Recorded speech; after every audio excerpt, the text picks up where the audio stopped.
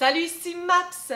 Aujourd'hui, je vous présente un top 7 de livres pour vous faire ressentir de grandes émotions. Alors, cette vidéo est en partenariat avec la bibliothèque de Vaudreuil-Dorion.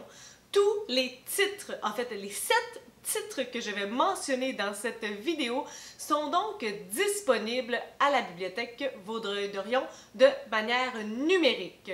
Donc si ces titres vous intéressent, vous n'avez pas de raison pour ne pas aller les louer. Je ne sais pas ce que vous recherchez dans la littérature particulièrement, mais moi je suis quelqu'un d'un peu intense, donc j'aime aussi vivre intensément mes lectures. C'est souvent la petite différence entre un livre que j'ai apprécié et un coup de cœur. Donc aujourd'hui, je vous présente 7 lectures coup de cœur, mais aussi coup de poing de ma vie. On commence avec le livre L'autre qu'on adorait de Catherine Cusset. Dans ce livre, nous allons suivre Thomas. Thomas, c'est un passionné, un bon vivant, un homme très cultivé, amoureux des arts et de la littérature, de la musique. Par contre, il n'a pas une vie tout à fait facile. C'est un amalgame entre malchance, maladresse, santé mentale fragile et cercle vicieux. Donc, on va suivre le personnage de Thomas pour une bonne partie de sa vie. Sauf que dans l'écriture, qu'est-ce qu'il y a de vraiment particulier, c'est que c'est écrit à la deuxième personne du singulier. Et de la perspective d'un personnage qui se nomme Catherine.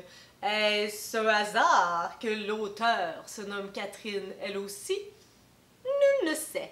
Et Catherine voit bien toutes les nuances de Thomas, parce que oui, il y a des grandes forces, mais il y a aussi de grandes faiblesses. Il est égocentrique, il est profiteur, il est assez naïf, il est pas fin en amour. J'alternais entre une haine immense pour lui, mais aussi de la pitié malgré tout. C'est une histoire qui me fait vivre des émotions intenses, immenses et assez inédites. Je vous avouerai que la colère, c'est assez rare que je la vis de cette façon. On s'en va complètement dans un autre type d'émotion.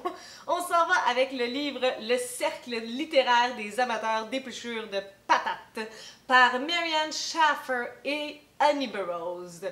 C'est un roman qui se déroule en 1946, tout de suite après la Deuxième Guerre mondiale. Nous allons suivre Juliette, qui est une autrice à succès. Elle va recevoir une communication d'un certain Dacé qui a trouvé un de ses livres. À l'intérieur, elle avait marqué ses informations. Et ce livre-là a été super important dans la vie d'un petit groupe littéraire qui sont à Guernsey. Donc, cette première communication met la puce à l'oreille à Juliette. Ça devient comme une petite séduction, il y a une romance qui se prépare. On va vivre des émotions assez lourdes, mais en même temps, il y a comme un fond léger, un fond humoristique, anecdotique, de groupe, de rencontres, de survie, de collaboration, d'entraide.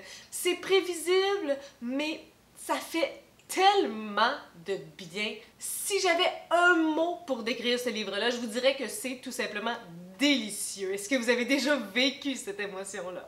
Attention, suivez-moi dans la découverte du troisième livre. Et vous ne serez probablement pas surpris de ce livre qui se nomme You en anglais, mais Parfaite en français, de Caroline Kepnes. Je dois par contre vous dire, avant de vous parler de la prémisse de ce livre, qu'il est assez dur dans ses propos, donc âme sensible s'abstenir. Parfaite, c'est l'histoire de Joe Goldberg qui travaille dans une librairie. Joe Goldberg, c'est un personnage qu'on pourrait qualifier de psychopathe. Un beau jour, dans sa librairie, va y entrer Guinevere. Et ça va être le coup de foudre. Il va devenir complètement obsédé par cette fille-là, à la suivre, à savoir tout autour d'elle et à en devenir complètement barjot, à poser des actions dangereusement illégal. C'est cru, c'est assez violent, on est dans les pensées de Joe Goldberg et il n'y a rien de joli là-dedans. Ça revole de partout, ça nous fait vivre des émotions. C'est un personnage qu'on va détester, mais en même temps qu'on va comprendre parce qu'on est dans sa tête, donc on a accès à tout le processus de réflexion. C'est un livre dont vous ne pourrez pas sortir indemne. On retourne dans un volet plutôt historique avec des mensonges nécessaires de Diane Chamberlain. Nous allons en 1960 en Caroline du Nord. On va mettre à l'avant les situations des femmes, particulièrement avec deux protagonistes, Jane Forrester qui vient de se marier et tout ce qu'on attend d'elle, c'est qu'elle soit une bonne épouse. On ne te demande surtout pas d'avoir des ambitions, de vouloir travailler et encore moins de ne pas vouloir d'enfants ou en tout cas pas tout de suite. D'un autre côté, on va suivre Ivy Hart, une jeune fille de 15 ans qui fait tout son possible pour aider sa famille à survivre, une famille assez nombreuse, entre autres avec le bébé William qui a 2 ans. Jane Forrester a des ambitions d'être travailleuse sociale, va côtoyer cette famille, les Hart, va être aux prises avec le programme eugénique qui a déjà existé et qui avait comme fonction de stériliser les gens qui étaient très pauvres, avec un quotient intellectuel faible ou avec des maladies héréditaires très graves. C'est bouleversant, c'est fâchant. J'ai vécu de la fureur, de la tristesse, du désespoir. J'ai fini les yeux pleins d'eau. Le 5e ouvrage dont je veux vous parler, et c'est Wonder de R.G. Palacio. Donc, nous allons suivre August Pullman. Il est atteint d'une importante malformation faciale depuis sa naissance. Donc, jusqu'à l'âge de 10 ans, il a été scolarisé à la maison. C'est certain qu'il a une relation assez particulière avec son physique et que les gens ont des relations particulières avec lui tout simplement parce qu'il est différent. À l'âge de 10 ans, sa famille va vivre un grand bouleversement. Il va donc intégrer l'école pour de vrai. Lire Wonder, c'est découvrir la personnalité d'Auguste, son humour grinçant, mais aussi faire le tour des différents personnages autour de lui et de leurs réflexions, de leurs intentions et de leurs dilemmes par rapport à Auguste. Et c'est aussi aborder une thématique tellement importante qui est l'acceptation.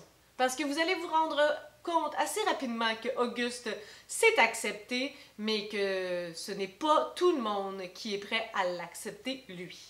Continuons avec L'Orangeraie de Larry Tremblay.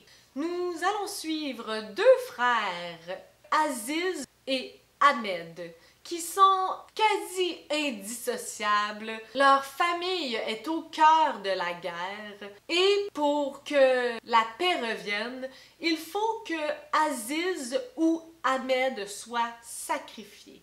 Le poids d'un fanatisme religieux, de l'endoctrinement et des croyances des parents et du peuple repose sur les épaules de deux frères et de qui devra être sacrifié. C'est un roman assez court, mais tellement percutant. Vous allez garder cette histoire-là au fond de votre cœur très longtemps. Et le dernier livre dont je veux vous parler, mais définitivement pas le moindre, c'est le livre Le vent en parle encore de Michel Jean.